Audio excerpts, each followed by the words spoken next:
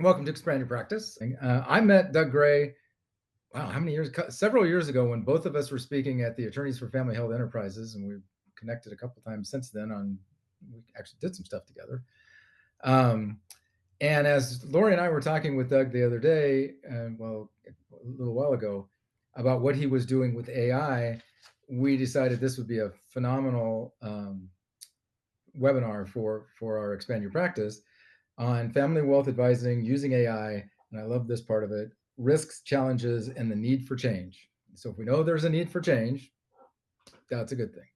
So anyway, with that, Doug, I think I will just turn it over to you and let you fire away.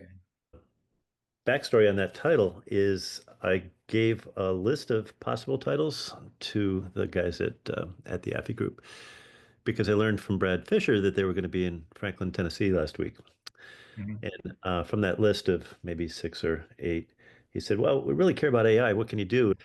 Anyways, the backstory on that was given a few topics, I punched into my closed ChatGPT system, which is called Gray Matters, because I uploaded a bunch of my books and dissertation and transcripts from other places like YouTube and articles I've published, and asked it to come up with a title and asked it to come up with a description. And it was really good. So I sent them on to them and they used that.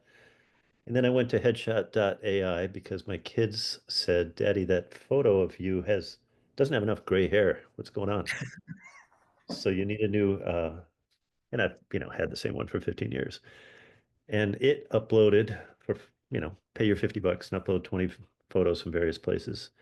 And that net result was something that I don't know. I produced a whole bunch and I gave it to my wife, and she said, "Well, this one's best." And the point is that we use AI in various ways now to generate content and provide information that we need to vet. And uh, oftentimes, when people ask, "How'd you create the articles, resources, or slide deck or whatever?" I'll say, "Well, I asked Gray Matters, and I give it to my clients because it's vetted. Another hack is to make sure that you only use prompts like make sure it's a peer-reviewed source like Google Scholar. And if it's not, you don't want to be distracted. But if you pay your 20 bucks a month, it's well worth it. If you have a company less than 150 people, that's the only option. If you've got an enterprise like Microsoft Enterprise with more than 150 people, you can pay more and have higher degrees of security. But there's no question to me that this is a better resource than any of the books on the shelf behind me, Rod. Any of the books I've ever read, any of the stuff that we've ever had access to when we were younger. In part because it can be used like having six consultants. What I mean by that is, let's say I ask my GPT, uh, provide a description of content that I might share with Rod Zebra, the Heritage Institute, and it does so. Well, I could take that and then copy and paste and put it into Gemini and ask it to improve the copy. And then I copy and paste that and put it into Perplexity and ask the same question. Then I put it into Claude, and then I put it into Poe, and I go back and forth. So it's kind of like asking six consultants or six colleagues, how could we do this succession planning engagement with this particular client? And now we've got six different and hopefully deeper and hopefully better quality examples of feedback. Does that make sense, Bud? Yeah. Yeah. How come? And, most people, I think they see ChatGPT, type it in, and one of the issues is treat it as gospel. And, Some you already do, mentioned but I wouldn't that. recommend that. Treat it like an intern, man. Yeah. A smart intern, maybe an undergraduate. Yeah. How come I can't see your camera, Rod? What's up with that? Yeah. Here's just a second. I think I can do that. So then we can read each other a little bit, which is another example of There behavioral we go. feedback. There you are. Just as we use Zoom all day long or Teams or whatever, Copilot now is the default, right? And all of our clients have Teams. So it's already compliant with GPDR and SOC2 compliant requirements. So why wouldn't we do it more? Copilot's been around for a long time. You can upload a presentation, it'll give you feedback on that, which is remarkable. You could prepare for your next TED Talk, Rod. And when people have used my solution, they've had phenomenal responses very quickly. One team of salespeople used AI assisted coaching feedback, and another team did not. The team that did, 24% increase in sales. That's remarkable, right? Are you going to explain that what your AI coaching thing is? Yeah, I guess I could. Because The I gist, thought it was fascinating. it is, and it's been fascinating at two levels, the individual and the team level. So there's a B2C and a B2B resource that are now available. So I don't know how many people are listening. We've got 10 people. All right. So for them, People, yeah. they could go to JIT Coach, JIT coach.com, and that's the B2C option. If people want a demo, they should reach out to me directly and I'll provide one. Did I give you a demo, Rod? You and Yeah, Lori? yeah. That's what I thought. And the reason I did is I like you guys. And I think that all of us need to improve the quality of our interactions. And the number one source of conflict always is, well, is bad communication. And we're old enough. We've got kids. We've got loved ones. We've got people who we would like to hope say and do the right things, but they don't always. So they have to learn those skills. And in family enterprises, it's particularly messy sometimes because they can't go to the manager, especially if it's Uncle Bob or Right. the patriarch for whatever reason. So what do? We avoid conflict. So the power of that tool, frankly, is multifold. It's confidential. Somebody could go on it and click a button, pick a role play. There's now 15 or more role plays. So I think you guys, I don't remember what you picked. Sibling conflict I is think a it good was. one. Yeah. Really? Succession Not plan. that we How ever to seen it, become a you know. manager. Yeah, right. Just a hypothetical random one. So we created a bunch of role plays, and for each, there's a little description. Assume you're this, and then a rubric. How do you score that interaction? And then, if you remember, you clicked an avatar. It could have been a friendly avatar, a skeptical one, a blunt one. Who knows what the avatar was? And then there's a little start button. And then I probably did a 3-minute demo where I tried to interact with it in some manner. And the power of AI is different than you and I talking right now, especially since we can see each other. Right. And you've got my shirt, or I've got your shirt. What's up with I that? know. It's the uniform. The interaction that we just had is asynchronous, but it's quick, like if we were having a coffee together. But AI is not. So what's beautiful is you can pause, you can check your notes, you can wait. How could I reply to this prompt or this avatar or this interaction before doing so? And it doesn't care.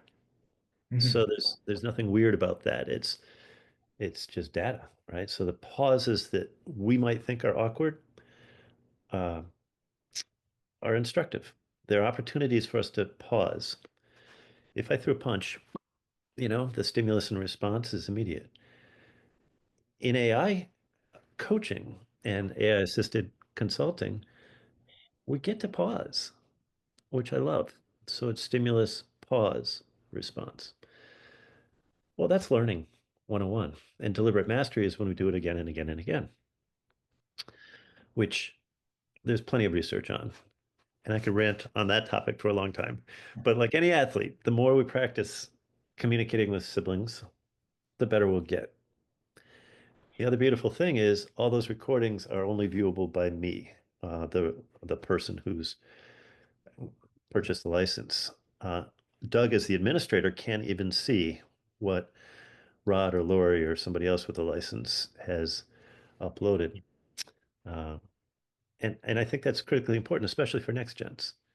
They're already digitally trusting. They're hungry. They want to learn. They don't know how to interact with that avatar. And then they don't really know how to use that information ahead. Right. So that leads to the feedback stuff. So I showed you analysis and various kinds of feedback, and then coaching suggestions. I think those are remarkable. It looks at everything from diction to pauses to eye contact to centering. You and I are pretty good at it because we spend all day Mhm. looking at Zoom. But 5 years ago, we weren't as good. And when we get more intentional about how we choose to communicate, we become more effective. So if I've got the friendly avatar, we'll schmooze for a bit, right? And build relationship and affective connections. If I've got the blunt avatar, we'll get right at it and move on to match that person's behavioral style. And to me, that's the real power because I'm a behavioral psychologist. And I think there's no question that this is only here to stay. So is that enough of an explanation? Well, that and I just as you talked about the feedback that we got back, Yep. some of that was just fascinating. Like, how many times did you say or things that you don't think about, you don't Right. hear it, Right. but that irritate the heck out of you when somebody else is doing it. Right. And it gives you that opportunity to go, seriously, I did, but it really is. I think that was one of the things that I was most impressed with. Having the conversation and stuff was really helpful. Getting the feedback about how long did I pause, how much I did this, what did I say? That's something that we don't catch on our own because it's who we are. I mean, it's our norm. Often. Right. And we don't interrupt and provide that to family members in particular. Each other, right? Let's go to another example, which is the hierarchy. Let's say you've got a manager with a direct report, and the direct report has to demonstrate capacity to uh, make so many sales calls a day. It's an easy thing to objectify, and they're not doing it. But they really can't talk to the manager because they're intimidated, and they know how that's going to go. One more Right. time, the manager's going to say, "Hey, you got to make these calls.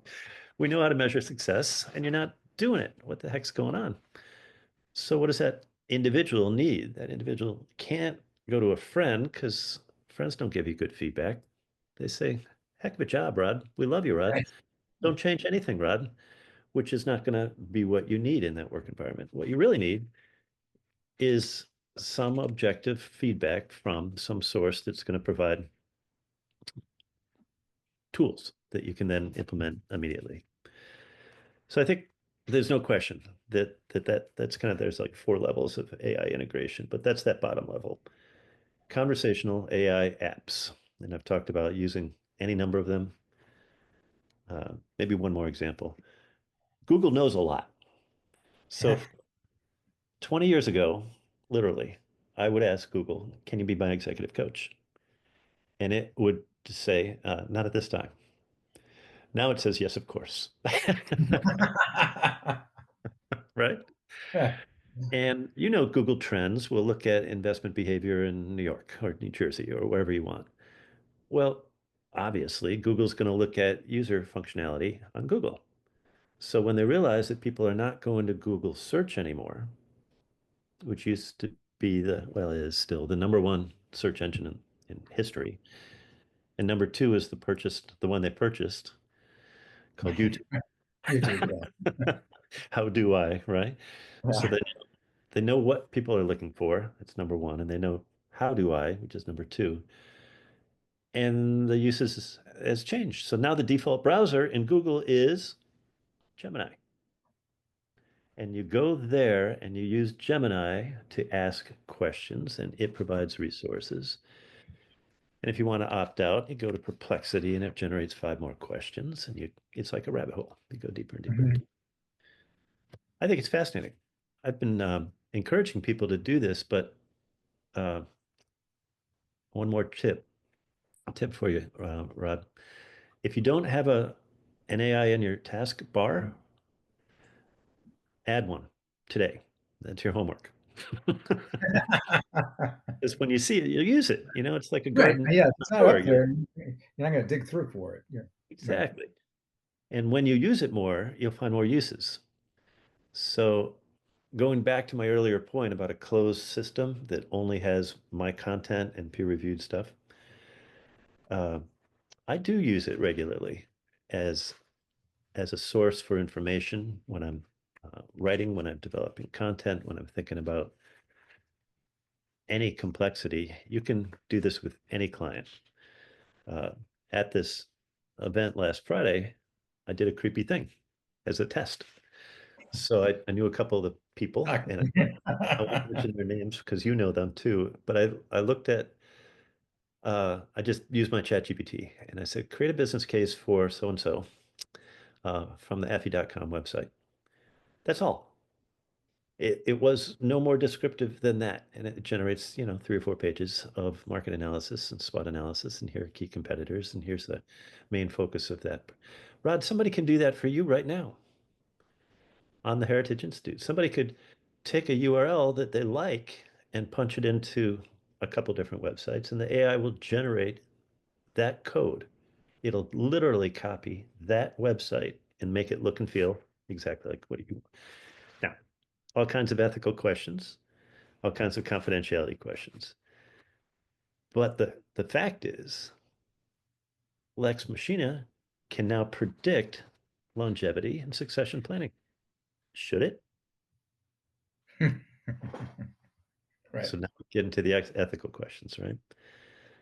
So a bunch of things are shifting for all of us as advisors using AIs. It's 24/7. Digital trust is really important. Privacy is really important. Talked a little bit about compliance already. The models could leak information if you share them. So think of it as a firewall. Mhm. If I use it internally and if I invite my team to do so, then we'll interact. But we'll not share that with any client because why would we? We wouldn't share financial stuff. We wouldn't share legal stuff. Um, if, for instance, you've probably done this, you're on a call and somebody has an AI summary, like this Zoom meeting you're Right. hosting. I don't know if there was an AI summary, but you're recording anyways. So of course it can create a transcript Right. just like that. And it can put it on a private YouTube website or an unlisted one. And you can push the button and get the transcript. My marketing person knows what uh, website to then upload to create the most emotionally evocative YouTube shorts. And that's what populates my YouTube stuff and all those. I don't know what they are. I just rant. Right. And it picks up whatever it thinks others might find useful. The point, I think, is that AI is smarter than collectively all of us. And if you think about it having an IQ of 180 or more, now you'll soon have an IQ of 1800 or more. Mhm. And what do you do? My last call was with a guy who talks about agents of agents. So instead of going to one AI agent to do what I just said, he'll go to a dozen. And his point is that some agents, some people have been providing those services for 40 years to the US government. And he cited a bunch of examples that I won't repeat. The point is that the tools are there, the technology is there, and the more we use it, the more digitally trusting we'll get and the more accurate it'll be. And we see this already in healthcare, thankfully. Right. The administrators and the insurers are saying, look, you got to adhere to these protocols. And the docs are saying, because they don't like to be told what to do. But you and I are going to be healthier after that visit. So the quality is going to only increase as we become more and more dependent. And that means that you and I will not be required to have direct interactions. Marshall Goldsmith has Marshall.ai, which is a duplication of him and all of his books and content, whatever. Your content. Yeah. And he's quick to say, please go to that because it has better memory than me. I'm That's overfilled. right. I remember, I think. Well, and the other thing is we were talking about working with the AI thing back and forth. Lori's done a lot of the research and stuff on the different generations and how they want information and all that kind of stuff. To me, that was one of the things I looked at and went, okay, I say it this way. And then I said, okay, so how would I say that if I'm saying it to a 24-year-old? Bingo. And same content. I mean, same message, completely different in how it was said. And how do I say it to the 70-year-old? And so I think that's an easy tool that people haven't even thought about, because we know we get frustrated that we don't have the same lingo as whoever, and some people want it right away and some people want this. But now we've got a tool there that can say, okay, who are you talking to? Right. And here's the best way to say it. That's right. And hopefully you'll be more effective and they'll hear it here and here. Right. Yeah, let's assume all that because you're not just creating the transcript, you're going to practice the transcript. I often say that, well, you were trained as an attorney some time ago, right? Attorneys get to practice law. What a gift. Yeah. Why is it that leaders don't get to practice leadership? Yeah. It's not just a rhetorical hook. It's we don't give ourselves space to practice the skills that we're talking about using AI, for instance. And I think we will see massive examples of those changes ahead, thankfully. And our friends at the SEC and FINRA will not be able to keep up. Which is nothing new. True. Uh, but it does beg all kinds of compliance and regulation questions, I think, about Mhm. let's assume we're fiduciaries. Does that mean that I'm going to use this AI to make investment decisions? As you know, every family office leader I've ever worked with is overwhelmed. Maybe there's 5 people, but they've got millions or billions that they're managing. There are now AI tools that can do a better job of those investments than individuals. So what does that mean? Does it mean that they should lean on them? Does it mean that they should have 10 of them, 50 of them? Mhm. If they've got 10 or 50, then how do they make the decisions ahead? So I think there's a number of ways to think about the scale here. Solopreneurs have one set of skills and limitations. Right. Teams, like I just mentioned, have a different set, and everybody's afraid of being replaced.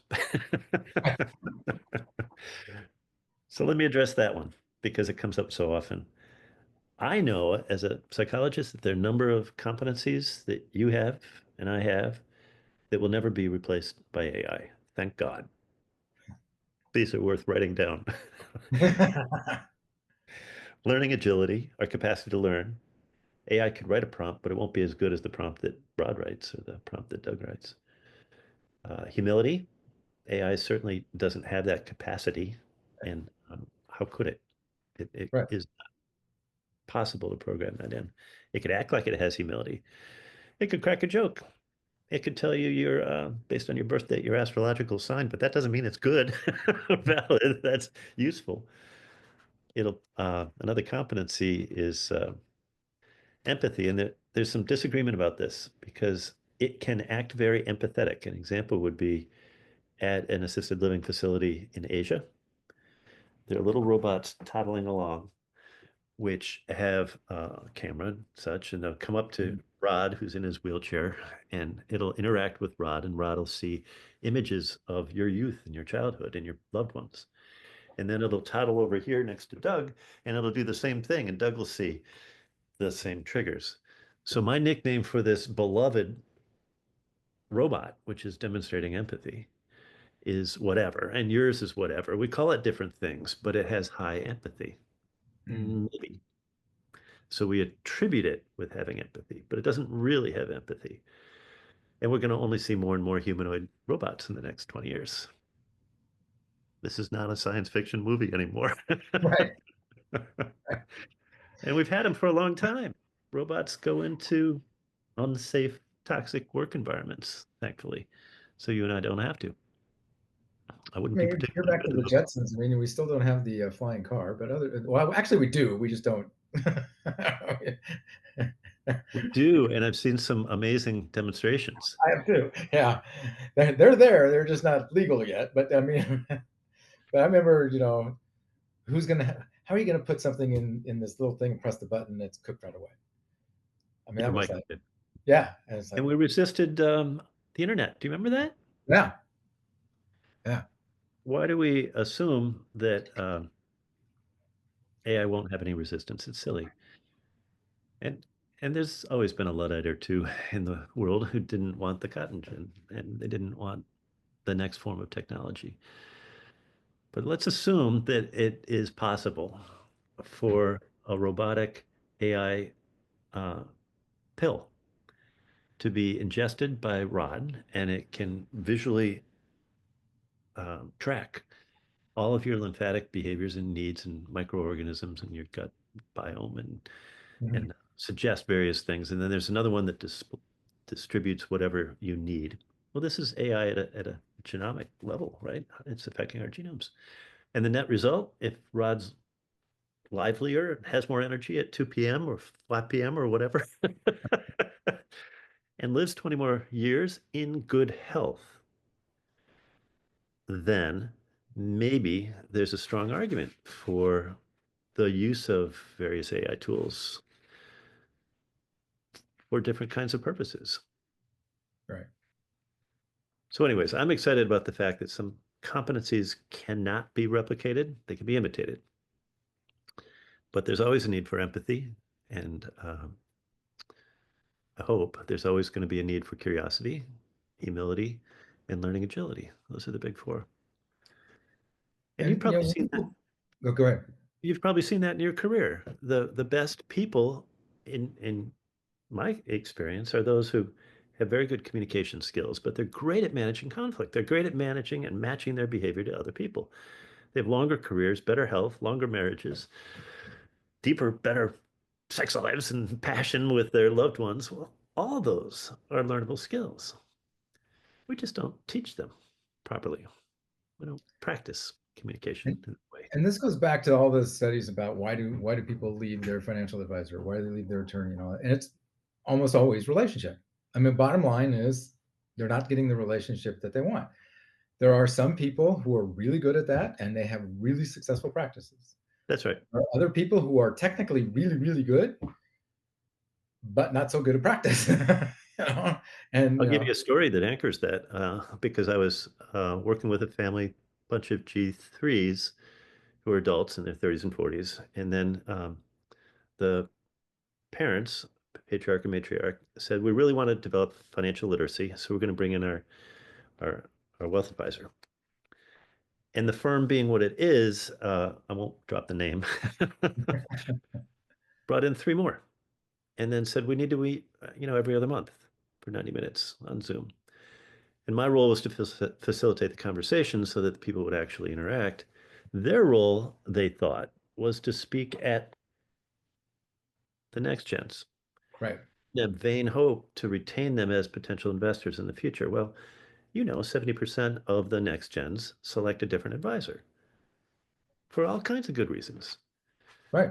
Their parents' advisors were too old and not current. They don't know how to use any of the tools that we just described, and they're not as approachable. The big shift you've probably seen is we need more women in the advisory world, and women trust women in that capacity. Well, maybe that particular example played out after 3 or 4 or 5 sessions. And I said to the patriarch, how are the kids doing? He said, oh, they're burned out. I said, I told you that would likely happen. And if you were to look at just the amount of interaction that they have during this 90-minute sessions, it's gotten shorter and shorter and shorter. They're not interacting. They're not embracing the content. They could do a better job on AI. And the company, which is frightened and wants to retain the assets under management, needs to do a much better job of embracing AI. I've signed NDAs with two of the big four to provide my solutions to help the advisors do a much better job of advising. I think that's where we're headed. These are coachable skills. Right. Right. And the flexibility that it provides for us to learn, as opposed to, a lot of people I think are looking at this saying, okay, I can just click on it and let it do its thing, and then I can go on to something else. Well, that's not really the most effective way of using it. I mean, it's like you said, it's a tool that you can learn all sorts of different at all sorts of different levels to build those relationships that you want to build. I mean, that's the bottom line for most of the professionals is, do you have the relationship or not? If you do, they'll walk through a wall for you. If you don't, they won't. And well, there's also the studies about, what is it, like 70% of widows will fire their financial advisor within a year after their husband dies. Why? Probably because the financial advisor was talking to the husband all the time. Right. You know, And the woman has been desperate for agency all of our career, Right. perhaps. And Generalizing big time here. And this is being we're, recorded. You need to be careful. you're in my world here because when we started THI, I think when Lori first came to the first event she was at, there was probably, I don't know, 50, 60 people in the room. She's probably the only woman, or there may have been one or two, and I can't remember. I think it was last year or something. We were in a meeting, and I'm looking around, going, "I'm the only guy," Ah, about that. in this meeting. But it's gotten to the point where people understand different clients need different things. You can't be everything to everybody. And there's certain clients I work really, really well with, and there's certain clients that shouldn't be working with me. And that's And one of the magic of Lori and I, because we're exact opposites on all the whatever you want to take. And so, normally if I'm a little too quick and abrupt, they love Lori. Right? And that's part of, I think, both using AI for adjusting yourself, but also building your team. yeah, I agree. It is important sometimes to have diversity of um, personalities. I'm a huge fan of different kinds of assessments. That's why I created the 360 assessment process years ago. I think you recorded a little webinar on that process. Right. It's um, it's a problem. It's a massive problem. People don't give feedback properly, uh, and need to do so. So they need often to find different kinds of advisors who are going to provide candid and support. We tend to hire people who match us ethnically and racially and economically, which is limiting. I often manage executive coaches, so I would ask a prospect, what kind of a coach do you need at this Fortune 500 company? And they would say, whatever. And I said, no, what you really need is somebody who's going to match your style and help you achieve those outcomes faster than anybody else. You want somebody who's going to be efficient. And to use your example, if somebody's direct like you are and inclined to be verbal, then the coach needs to be able to manage that skill. And if they can't, they won't be a good match. But if they can and they can do it effectively, you're going to save time and money. Yeah. Now we're talking about cheaper, faster, better, confidential, transformative. This is hybrid coaching 101. So Microsoft has a program that now does so because of all the security stuff. It's maybe B level. It's not very good. And many of the limitations are the coaches who are assigned to provide understanding of that service. And this isn't just Doug's opinion. Well, it doesn't matter. I won't cite the sources. There's a lot of concern about the bias that exists in various companies. But let's assume that we can use AI to, train 15,000 people in a week. And let's assume that instead of wasting money on that leadership training, 97% completion rate. I'm not making these numbers up. When people do that, they're reinforcing their strengths. There's a thing called speed to competence. How quickly can you learn various skills? And trust is a teachable skill. Stephen Covey spent a lot of time talking about that. Psychologists talk about three dimensions: ABI, the ability to provide trust and model trust, the benevolence, the capacity to assume goodwill in others, and integrity, which is a measure of trust. Is Rod going to do what he says he's going to do? Well, that ABI model is well validated, and I've used it for decades, and it's a way to think about, well, how do we accelerate digital trust? As an example, you and I probably use Amazon all the time, and we have that one button that we click because it says buyers like you dot dot dot bought this book. Or it's expedited the delivery process through Amazon Prime, right? They didn't do that randomly. It wasn't a haphazard investment of billions of dollars in software and delivery. They knew based on user feedback that people wanted that service, right? So let's now go to our world of AI advisors or advisors. And I'm going to give you kind of three chunks of resources. So the first is for solo practitioners. I assume you've got some people in your community who are Mhm. solo. Yeah.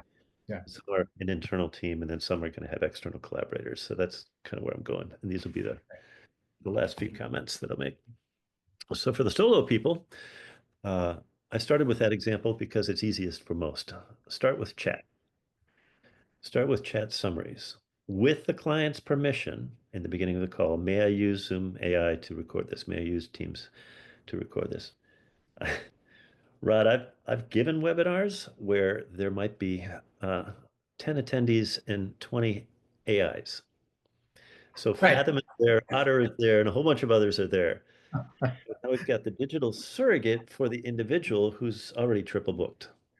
And that triple booked person can't spend 30 minutes with me, but they do want the content. So now we've used AI to provide a digital summary for them that they can scan in 6 minutes and get all the key points. And at first I was like, oh man, I like people. I want visual reaction, kind of like I did with you at the beginning of this, Right. right? I want to Right. see whatever. Because we're social animals and we want that reinforcement. Well, there's another part of me that's come to realize it doesn't matter that I had that need 20 years ago. What matters is that I can get the points across very quickly and somebody else can transcribe it and use the data just But like they that. wouldn't have done if they didn't have that option. Right. They just wouldn't do it. I mean, Right. and So now we I was smiling when you said that because we just had a webinar not too long ago, and the first 6 people that showed up were Otter, and I mean, there wasn't a person. and Then did real it people bother you? started showing up. Yeah, huh? Were you bothered just a little It bit? was like seriously, but and two of them I knew, so they're exactly what you were talking about. I knew one of them was not even in the country. Wanted Right. the content, wanted all the stuff. It's like, okay, that makes sense. But then my initial reaction was, come on, What I love about your reaction is you're practicing learning agility. You're adapting, thankfully. So even though our first blush is, boy, I don't like this. Our second blush is, well, if it has value for them, it has value for me to play ball. And that's what solopreneurs, I think, need to stay focused on. Start with a chat, do the summaries, use your closed GBT, and carefully vet it before you send it out to anybody, Right. like you always have, probably. And then for internal teams, cross-functional teams can focus on AI tools. So let's say you have a number of people and you want to launch a new program. How do we use AI in the workforce? How do we help wealth advisors do a better job of implementing AI? Well, it's not just going to be Rod and his brilliance or Lori and her brilliance. You can have marketing people and tech people and a bunch of customers and longtime clients, and you can have advisors, internal and external. And that cross-functional team is going to say, well, basically, we can do this, but we can't do that. And this will be phase one, and then Right. we'll launch and expand, which is how we've always practiced innovation. The fact is, we can do it faster than ever now. Right. There's no better time for you and I to be leading the business as we are. No better time in history because we can have access to more digital information that's vetted, it's high quality. We can find more agents who can deploy those services even faster. So we're now able to automate and scale even faster. So the best tip for internal teams is create cross-functional AI task forces. Make sense? Hmm. So I just mentioned solos and internals. For externals, it's got to be contractually defined in boundaries.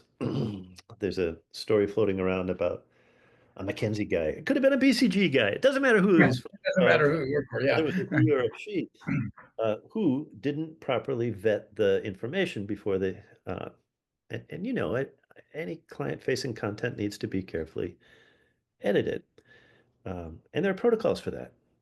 There are ways to train the AI so that it never discloses personal confidential information or numerical data is flagged by color and such in various ways. You can look at the peer network and you can have a series of readers, just like you do with a compliance requirement before Right. it goes out. And back to the family office example. If that family office has 5 people doing their best, working hard, and let's say they've got 10 other external collaborators that they're already working with. This one does text, this one does audit, on various certain things. And this one does property management and this, whatever they're doing. Frankly, all of those externals will be displaced by AI. Right. And it could be teams of AI, and it ought to lead to increased profitability for the family office. Great. Yeah. Why would you make any other investment? So the role of external collaborators is going to evolve. It hasn't recently. And I think that that leads to the like my final point, which is uh, the rinse and repeat call to action. Start doing something, just practice with AI, and then practice again and again and again, and see what you learn.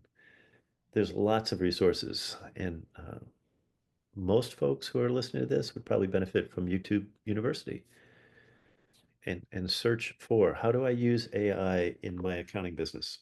Doing this. Yeah. Whatever, fill it in. Boom. How do I turn off my phone when? Yeah, that's right. Why is this thing beeping at me? Yeah. So is Okay. that enough?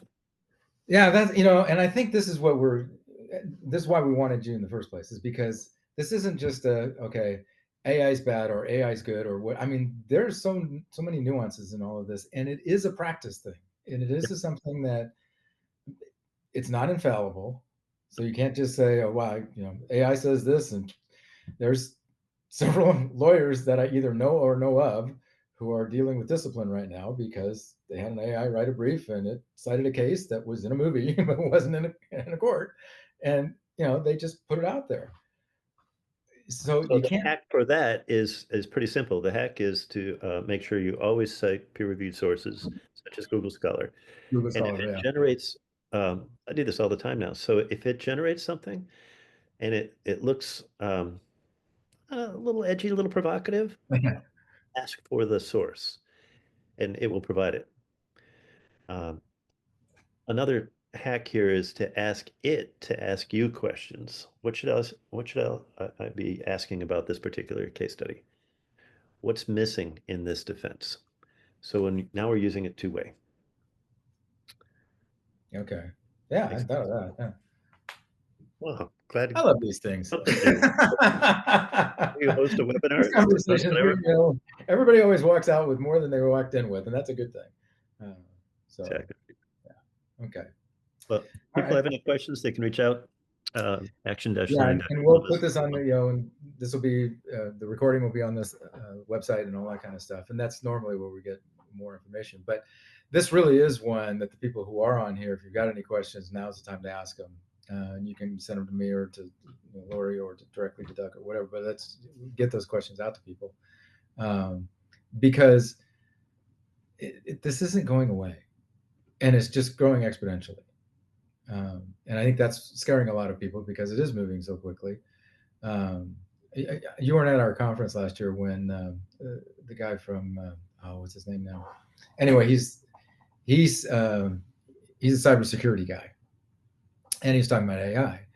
And I mean, he just at the end of the day, they were going around the room. What did you get from this? And one person said he just scared the hell out of me, because he was talking about level 5 and level 6 and how close and how far away we are, and what it can do now, and what it's going to do. That's right. And just matter of factly, because that's what he does. But Well, the analogy here, that's what most wealth advisors have been doing forever, right, that fear-based approach, right? So let's assume that we can embrace the realities of positive psychology and we can be smarter with a smarter team. That's my stance here. My team has uh, a bunch of people who facilitate the peer groups, and they're brilliant. A couple of marketing people, and they're brilliant. And I got an old guy. I got a guy who does AI. we got a guy. Beautiful thing about him is he's retired. He's a Fortune 50 learning and development guy who got into Mhm. artificial intelligence. I had met him years ago when I was active in a group, and he was a person who was active in that same cohort. And he reached out and said, "Are you familiar with this and this and this?" And I said, "No," and that evolved. Let's assume that there's lots of people at different stages in their careers who are going to embrace AI in different ways, thankfully. Right. And however they choose to is going to add value to their clients. I think that's the real takeaway. Let's embrace it. Let's play around a little bit and ethically see how we might be able to use it to serve other people's needs.